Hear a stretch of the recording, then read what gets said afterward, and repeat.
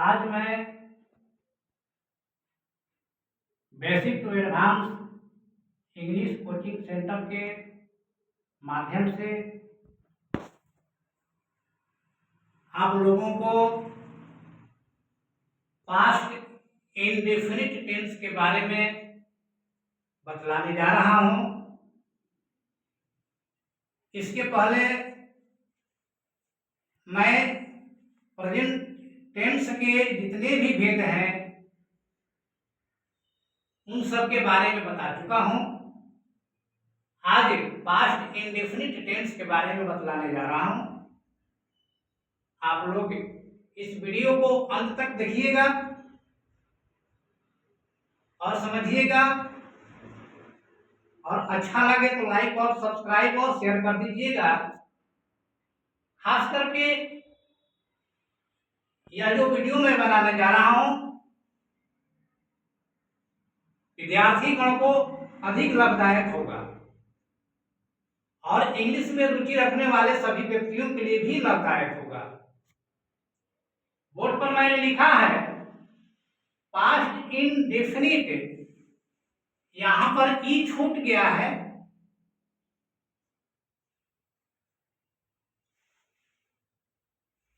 Indefinite tense, इसको हिंदी में हम लोग सामान्य भूतकाल कहते हैं, इसको हम लोग अतीत काल भी कहते हैं। पास्ट इंडेफिनिट टेंस से बीते हुए समय का बोध होता है।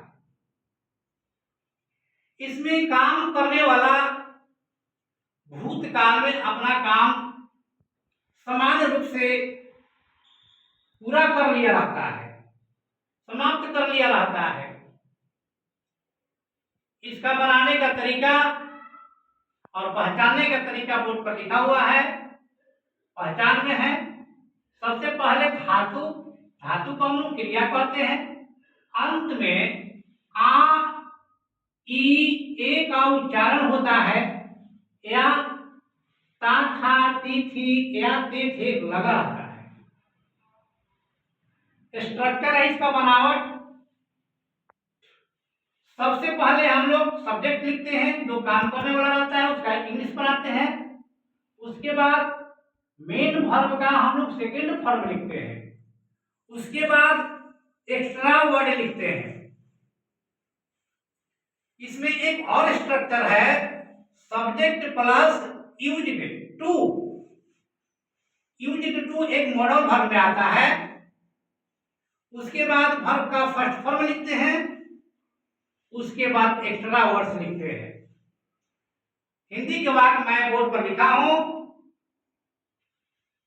मैंने राम को कल बाजार में देखा था। देखा था नहीं, देखा। इस सामान्य रूप से कल देखने का काम समाप्त हुआ। यहां पर बनाया गया है आई सॉ। देखना का इंग्लिश सी होता है, उसका सेकेंड फॉर्म सॉ होता है। इसमें देखना क्रिया है। आई सॉ, मैंने देखा। किसको देखा? राम को देखा। आई सॉ राम, कहां देखा? बाजार में, इन द मार्केट। कब देखा? कल, बीते हुए कल। एस्टरडे, बीते हुए कल के लिए हम लोग एस्टरडे लिखते हैं। इसमें एस्टरडे जो है और मार्केट जो है एडवर्ब है, एक स्थान बतलाने वाला और एक समय बतलाने वाला। जब सेंटेंस में एक से अधिक एडवर्ब्स आते हैं तो स्थान बतलाने वाले एडवर्ब को सबसे पहले बनाते हैं और समय बतलाने वाले वर्ब को बाद में बनाते हैं। दूसरा वाक्य है, उसने गत सप्ताह अपना घर बेचा। उसने का इंग्लिश मैंने ही लिखा। बेचना का इंग्लिश सेल होता है और सेल का सेकेंड फॉर्म सोल्ड होता है। ही सोल्ड, उसने बेचा। क्या बेचा? अपना घर। तो अपना के लिए हिज, घर के लिए हाउस। ही सोल्ड हिज हाउस। कब बेचा? गत सप्ताह, यानी कि बीते हुए सप्ताह में। तो गत सप्ताह के लिए हम लोग लिखते हैं लास्ट वीक। ये भी एक एडवर्ब है। मोहन पटना में रहा करता था। इस वाक्य को पढ़िए। इससे भूतकाल में किसी काम को करने का आदत का बोध करा रहा है। मोहन पटना में रहा करता था, मोहन को पटने में रहने का आदत था। तो इस टाइप के जो सेंटेंस रहते हैं उसमें यूज्ड टू का प्रयोग करते हैं। सबसे पहले देखो यहाँ पर देखिए स्ट्रक्चर लिखा हुआ है, subject plus used two plus V1 plus extra words. इसी स्ट्रक्चर के अनुसार ये बनेगा। मोहन पटना में रहा करता था, आदत का बोध करा रहा है भूतकाल में। Mohan used to live, Mohan रहा करता था कहाँ? पटना में, इन पटना। मेरे पिताजी नेपाल में रहते थे। इस सेंटेंस को पढ़ने से आदत का बोध नहीं होता है, अस्थायी रूप से रहने का यहाँ पर बोध नहीं होता है। लेकिन मोहन पटना में रहा करता था, अस्थायी रूप से आदत का बोध कराता है।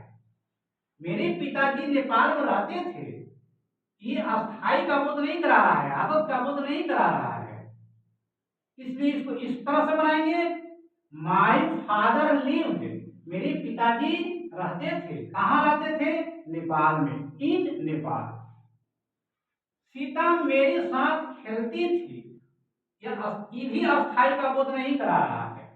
इसलिए पहला जो बनावट है स्ट्रक्चर है इसके अनुसार बनाएंगे। सीता इसमें सब्जेक्ट है, सीता, उसके बाद वर्ब का सेकंड फॉर्म, खेलना इसमें क्रिया है, खेलना का प्ले होता है और प्ले का सेकंड फॉर्म प्लेड होता है। सीता प्लेड, सीता खेलती थी, इसके साथ? मेरे साथ, विथ मी। जितनी भी सेंटेंस है हिंदी के, इस तरह से हम लोग इन सबका इंग्लिश में ट्रांसलेट करते हैं। तो आज मैंने पास्ट इंडेफिनिट के जितने भी तरह के सेंटेंस होते हैं उन सबका इंग्लिश में ट्रांसलेट करना सिखाया। अगर वीडियो अच्छा लगे तो आप लोग लाइक, सब्सक्राइब और शेयर कर दीजिएगा। इसी तरह से और भी वीडियो मैं डालता रहूंगा, बनाता रहूंगा। जय हिंद, जय भारत।